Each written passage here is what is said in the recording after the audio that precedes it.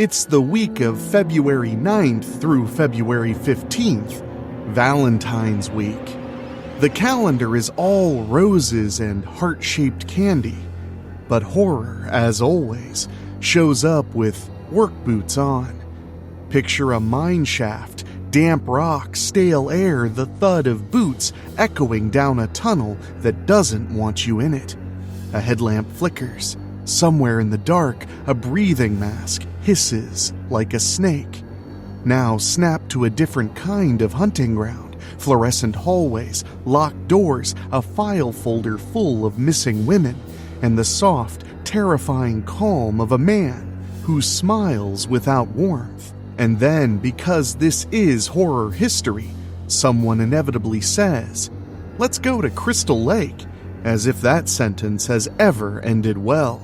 In other words, if you're planning a date night, this is the week where horror history hands you a bouquet and hides a blade in the ribbon.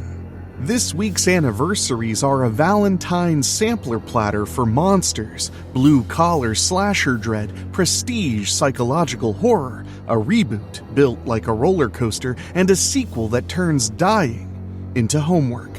And instead of a single recommendation, I've got a stack of love-turn-sick horror recommendations to carry you through the holiday, whether you're curled up with your sweetie or you think you're alone and you're suddenly suspicious about what exactly's in those chocolates and where they came from.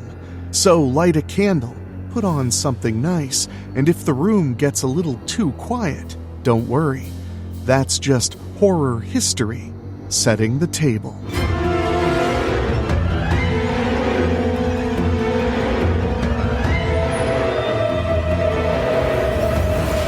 Welcome to This Week in Horror History, your fast, fun tour through the creepiest anniversaries in film, TV, books, and games. Tonight we're talking about February 9th through 15th. Coming up, a Valentine's party that goes underground and comes back up with fewer people than it brought. A masked legend returns, faster, meaner, and way too comfortable in the woods. A prestige nightmare where the monster doesn't need a blade because the voice is the weapon. And a sequel that turns dying into a weekly appointment until you crack the rules. So let's flip open the creepy calendar and see what dates are circled in a little heart made of human blood. February 11th, 1981. My Bloody Valentine is released in the United States. A miner's town throws a Valentine's party. Hey, how nice. A killer shows up dressed for the shift. Heavy boots, mining gear, and that cold industrial look that makes every hallway feel like a trap. My Bloody Valentine is pure blue-collar slasher, tight spaces, hard shadows, and a villain who feels like he belongs underground. And he does. It also has a weird, infamous afterlife. It was heavily cut for violence in its original run, then spent decades as the one that got trimmed, which only made fans want it more, which led to a great Blu-ray and inevitably a 4K UHD release with all the gooey, sticky parts put back in. And I do recommend them. It looks great, as good as the film could ever hope to.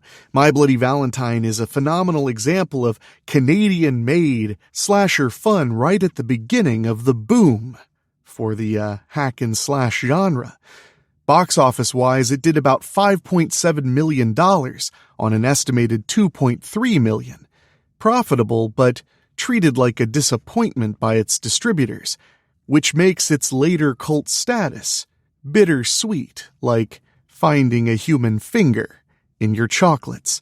As far as where to watch it, you can of course rent or buy it on Amazon Prime Video, Apple TV, and Fandango at home, and if you want to watch it for free, you can check it out on Canopy with your library card. And the remake My Bloody Valentine 3D is definitely a hoot, even if you do have to watch it in 2D.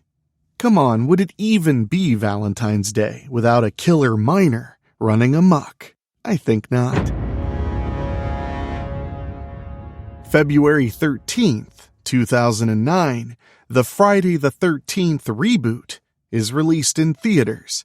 This one's a speed run through everything people expect from the brand. It's got sexy camp counselors, a fast physical Jason, and a we'll just take a quick look attitude toward abandoned cabins that should be punishable by law, but instead are by machete. What's interesting in hindsight is how cleanly it represents late 2000s studio horror. It's slick, it's mean, and it's built like a roller coaster. I've had a back and forth personally with the Friday the 13th reboot. Sometimes I feel like I don't give it a fair shake, but then I revisit it and it doesn't quite click with me. But I know there are many of you out there who adore this flick, and I would never yuck your yum. One thing, though, that's always blown my mind is the box office seemed very, very happy. About $92 million worldwide on a $19 million budget. In this era, that's a hit. Yet, it didn't spawn a ton of sequels or additional Jason content, and this was before the big kerfuffle between Sean Cunningham, the director and producer of Friday the 13th, and its writer Victor Miller. As far as where to watch, you can rent or buy it via Amazon Video, Apple TV, and Fandango at home. February 14th, 1991. The Silence of the Lambs hits theaters. On paper, according to the Academy, it's a thriller. But we all know the truth.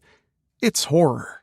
Basements, captivity, skin-crawling psychological dread, and a monster who doesn't need a mask because his mind is the weapon. The Silence of the Lambs didn't just scare people. It validated a whole lane of serious horror storytelling, and the industry was forced to admit it. Financially, it's the kind of lightning that almost never happens, making roughly $272.4 million worldwide on a $19 million budget. That's not just a hit, that's a cultural event.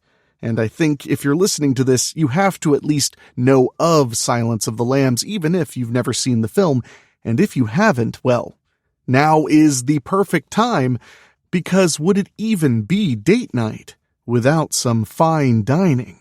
I ate his liver with some fava beans and a nice Chianti. As far as where to watch it, well, it's streaming on AMC Plus with subscription and is rentable on Amazon Prime Video, Apple TV, Fandango at Home, and YouTube. February 13th, 2019. Happy Death Day to You, a personal favorite of mine. Yes, it is a sequel, and the first film was Groundhog Day, but make it a slasher film on a campus. The sequel does the bold thing, however. It doesn't just repeat the trick, it expands on the rules. It leans harder into science fiction, keeps the breezy horror comedy rhythm, and still treats death like a punchline that lands because the stakes are oddly sincere. It's one of the reasons I feel like these two films do stand out so well. And at the box office, it did around $64.6 million worldwide on just a $9 million budget. Solid business for a genre sequel that takes quite a left turn. In a lot of ways, I think intentionally. The filmmakers made Happy Death Day to You reference Back to the Future Part 2. In the musical flourishes, in some of the ways the characters are interacting, some of the decisions they make, and honestly, I welcomed it. It was a lot of fun, so if you get a chance, please watch Happy Death Day and, of course, its sequel, Happy Death Day to You. As far as where to watch it, you can rent or buy it on Amazon Video, Apple TV, and, Fandango at Home. All right, my spookies and all the lovers out there, time for a quick breather. But when we come back, we're heading into our deep cut spotlight to February 12, 1975, a suburban nightmare where the smiles are far too perfect, the neighbors are far too friendly, and romance starts to feel like a set of instructions.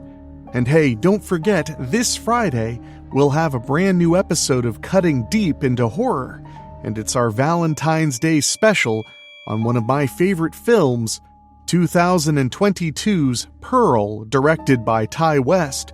Love, obsession, and that slow, sweet slip into something sharp.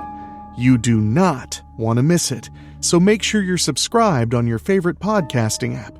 And speaking of sick love, tomorrow, right here on Weekly Spooky, we've got a brand new horror novella, Will You Be My Undead Valentine, by Bruce Haney. It starts like a sweet small-town winter romance, a lonely wallflower, a Friday night dance, a Valentine's promise, and then it lurches into something colder. Because on Valentine's Day 1958, love doesn't just break your heart, it crawls back out of the ground to collect the rest of you.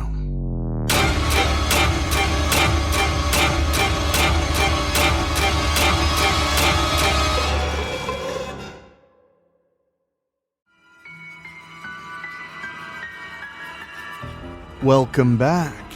Let's go to a neighborhood where everything looks perfect, and that is the problem. February 12, 1975, The Stepford Wives hits theaters. If you want proof that horror doesn't need a monster suit, Stepford is that proof. The dread is polite. It smiles, it offers you something to drink, and it tells you you're simply overreacting. Joanna Eberhardt moves to a picture-perfect Connecticut suburb and starts noticing a pattern. The women are off. Not quirky, not an unfortunate new haircut. Off in a way that feels manufactured, like personality sanded down into something shiny and compliant. The film is built on paranoia, but it's the kind that creeps in slowly. You're the only one noticing, which makes you doubt yourself, which makes it worse.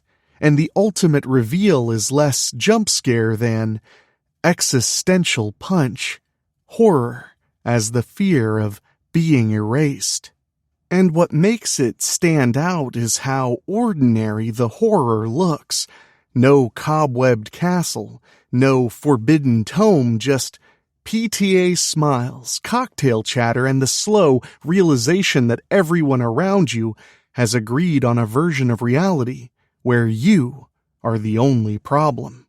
It's based on Ira Levin's 1972 novel, and it plays like a satire with sharp teeth, funny for a second, then chilling when you realize the joke is on you. It's also one of those rare films that minted a term that outgrew it. Stepford wife became shorthand for a specific kind of cultural dread, and that's a kind of immortality most films and books would kill for. Give Stepford Wives another watch, and I assure you, it holds up just as well as you remember, and if you haven't seen it before, maybe you actually have. As far as where to watch it right now, you can check it out with your subscription on Paramount Plus or rent it at the usual suspects, Amazon Prime Video, Fandango at Home, and Apple TV. Now let's light a romantic candle for all the horror birthdays we're celebrating. February 10th, 1991, Emma Roberts is born, a modern Scream Queen staple, from Scream Queens to American Horror Story, and lots of other fun and fearful films and television series in between. Have a very happy birthday, Emma Roberts. On February 11th, 1982, Natalie Dormer is born. Sharp-edge menace and gothic glamour across her genre work make her highly memorable in her performances, especially in the highly underrated horror film The Forest, which, I've always liked even if everybody else doesn't, and I'm not changing my mind, so deal with it. Happy birthday, Natalie Dormer. And on February 14th, Valentine's Day, 1970, Simon Pegg was born, a man who's grown to horror comedy royalty thanks to his starring role in Shaun of the Dead, as well as films like Slaughterhouse Rules and Inheritance.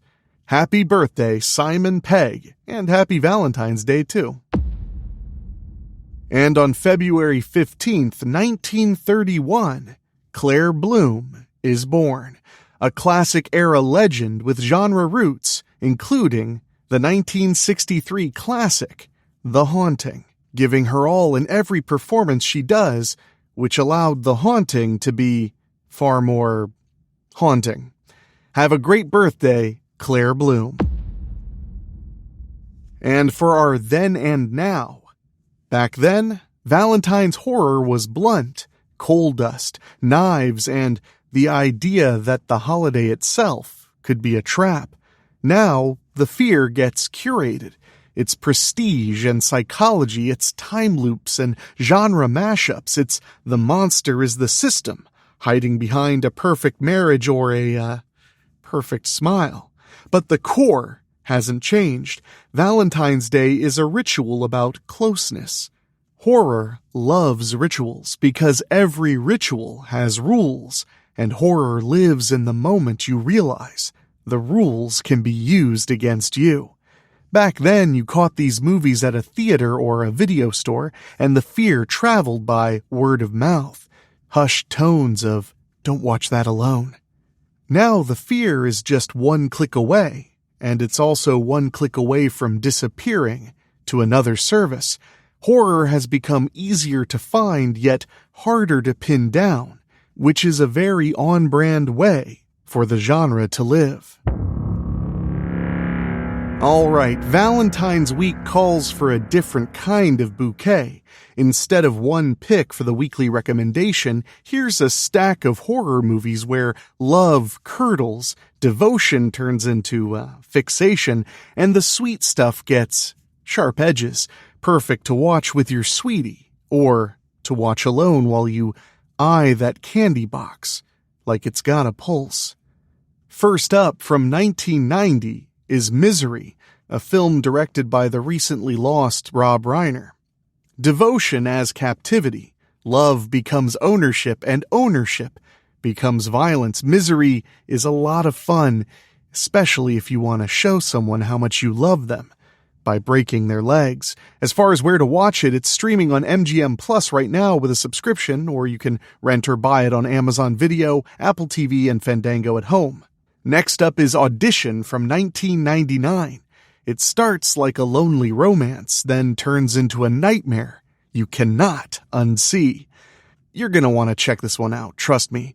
It's currently streaming on the Cineverse app and is of course available to rent on Amazon Prime Video, Fandango at home, and you guessed it, Apple TV. Next up is The Fly from 1986, one of the best love and body horror tragedies ever made.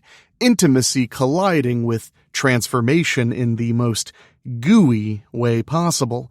It's free to watch right now on Tubi TV with ads, or you can rent it at the usual suspects, Amazon Prime Video, Fandango at home, and Apple TV. Now for a more modern take, we have 2025's Heart Eyes. It's got Valentine's energy, but with all the murder that you've come to expect, if you're listening to the show. I loved this one. I saw it in the theater and had a blast with it. I really do recommend, if you haven't seen it, you check it out. It's streaming currently on Netflix in the United States, and of course you can rent it at the usual suspects, Amazon Prime Video, Apple TV, Fandango at home. And another one from last year, Companion 2025, a date night setup that curdles fast. And I'd tell you why, but I don't want to ruin the twist if you haven't heard anything about this one. But it is a doozy. You can watch it on HBO Max with your subscription or rent it on Prime Video, Apple TV, and Fandango at home.